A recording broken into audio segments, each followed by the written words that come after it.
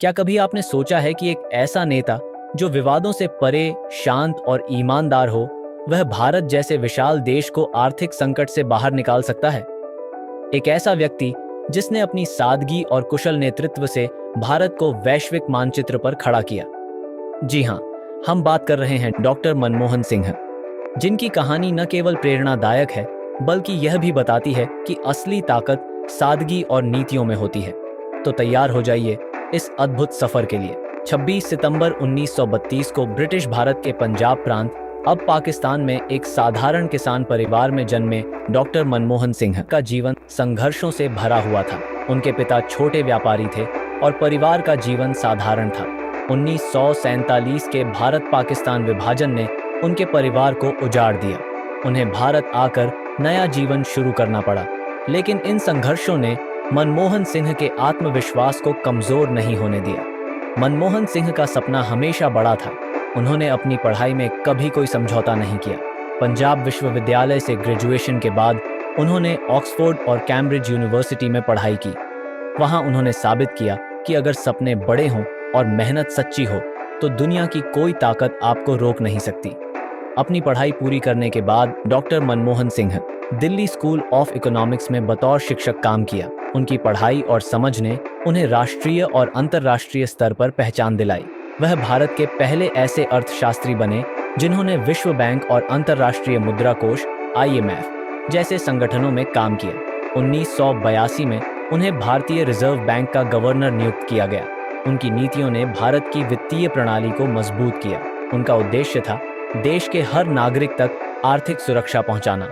1991 में भारत एक गंभीर आर्थिक संकट से गुजर रहा था। विदेशी मुद्रा भंडार खत्म हो चुका था और देश कर्ज के बोझ तले दबा हुआ था। यह वह समय था जब तत्कालीन प्रधानमंत्री नरसिम्हा राव ने मनमोहन सिंह को वित्त मंत्री बनाया। मनमोहन सिंह ने अपनी कुशाग्र बुद्धि और मजबूत नीतियों से भारत की दिशा बदल दी। उन्होंने उदारीकरण, निजीकरण और वैश्वीकरण की नीतियां लागू की। उनके ऐतिहासिक बजट भाषण में उन्होंने कहा, पिछली पीढ़ी की गलतियों को सुधारने का समय आ चुका है। इन सुधारों ने भारत को आर्थिक रूप से आत्मनिर्भर बना दिया।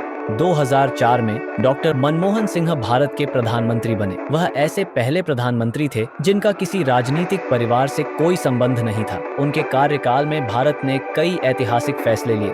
ग्रामीण रोजगार गारंटी योजना, मनरेगा, शिक्षा का अधिकार और भारत अमेरिका परमाणु समझौता उनके कार्यकाल की बड़ी उपलब्धियां थीं। उनके नेतृत्व में भारत की अर्थव्यवस्था ने 8% की विकास दर हासिल की।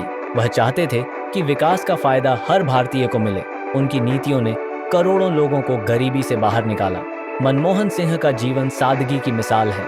प्रधानमंत्री रहते हुए भी उन्होंने कभी अपनी सादगी को नहीं छोड़ा। उनके पास न तो कोई बड़ी संपत्ति थी, न ही किसी तरह का दिखावा। उनके लिए नेतृत्व का मतलब था देश के लिए काम करना। उनकी पत्नी गुरशरण कौर हमेशा उनके साथ खड़ी रही। उनका जीवन यह सिखाता है कि सादगी और ईमानदारी से भी बड़ी से बड़ी जिम्मेदारियां निभाई जा सकती हैं।